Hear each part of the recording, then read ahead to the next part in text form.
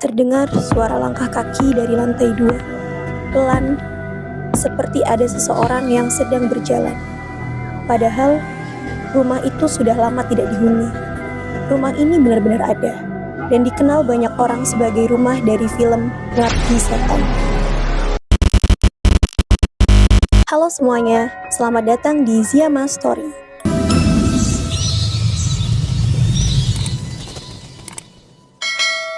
Di sini kita akan membahas cerita horor, misteri, dan tempat-tempat yang menyimpan kisah menyeramkan. Dan hari ini kita akan membahas sejarah sekaligus cerita mistis dari rumah yang dipakai dalam film Pengabdi Setan. Rumah yang dikenal sebagai Rumah Pengabdi Setan ini berada di daerah Pangalengan, Bandung. Menurut cerita warga sekitar, rumah ini diperkirakan sudah berdiri sejak masa kolonial Belanda sekitar awal tahun 1900-an. Pada masa itu, wilayah Pangalengan memang banyak dijadikan kawasan perkebunan oleh pemerintah kolonial.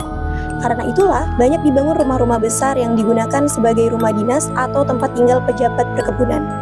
Rumah ini juga dibangun dengan gaya arsitektur Eropa yang cukup khas. Ciri-cirinya terlihat dari jendela yang tinggi, pintu besar dari kayu tebal, serta lorong panjang di dalam rumah yang menghubungkan beberapa ruangan.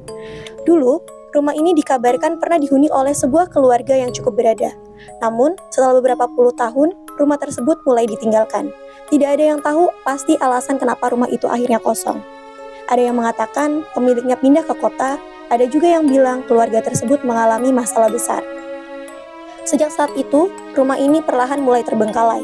Rumput liar mulai menutupi halaman, kayu-kayu rumah mulai lapuk, dan rumah besar itu akhirnya berubah menjadi bangunan tua yang berdiri sendirian di tengah perkebunan dan pegunungan. Setelah lama kosong, warga sekitar mulai mendengar berbagai cerita aneh tentang rumah itu.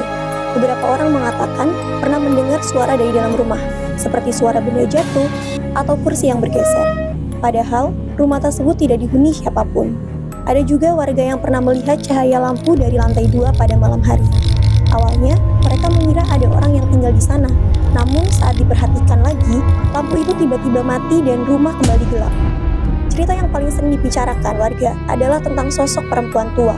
Beberapa orang mengaku pernah melihat bayangan seseorang berdiri di balik jendela rumah. Sosok itu hanya diam, tidak bergerak, seolah sedang memperhatikan siapapun yang lewat di depan rumah. Cerita-cerita seperti ini akhirnya membuat banyak warga memilih menghindari rumah tersebut ketika malam hari. Pada tahun 2016, rumah tua ini akhirnya menarik perhatian seorang sutradara film horor Indonesia, yaitu Joko Anwar. Saat itu, ia sedang mencari lokasi yang cocok untuk membuat remake dari film horor klasik Indonesia. Ketika melihat rumah ini, ia merasa tempat tersebut sangat pas. Suasananya sudah terlihat menyeramkan bahkan tanpa tambahan efek apapun. Akhirnya, rumah ini dipilih menjadi lokasi utama dalam film Pengabdi Setan. Sejak saat itu, rumah tersebut mulai dikenal oleh banyak orang. Namun, selama proses syuting berlangsung, beberapa kru film juga sempat mengalami kejadian aneh. Ada yang mendengar suara langkah kaki dari lantai 2 saat malam hari, padahal tidak ada siapapun di sana. Ada juga yang merasa seperti sedang diawasi ketika berada sendirian di dalam rumah.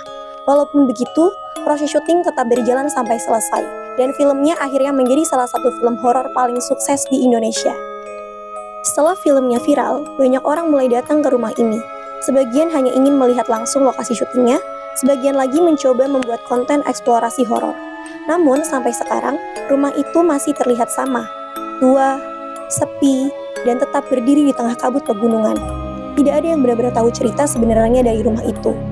Apakah semua cerita mistis tersebut hanya sugesti, atau memang ada sesuatu yang masih tinggal di sana? Menurut kalian, apakah cerita tentang rumah pengabdi setan ini hanya mitos, atau memang ada sesuatu yang masih tinggal di sana? Tulis pendapat kalian di kolom komentar, dan kalau kalian suka cerita horor seperti ini, jangan lupa subscribe, like, dan share. Karena di channel ini kita akan terus membahas misteri yang belum terpecahkan. Sampai jumpa di cerita berikutnya.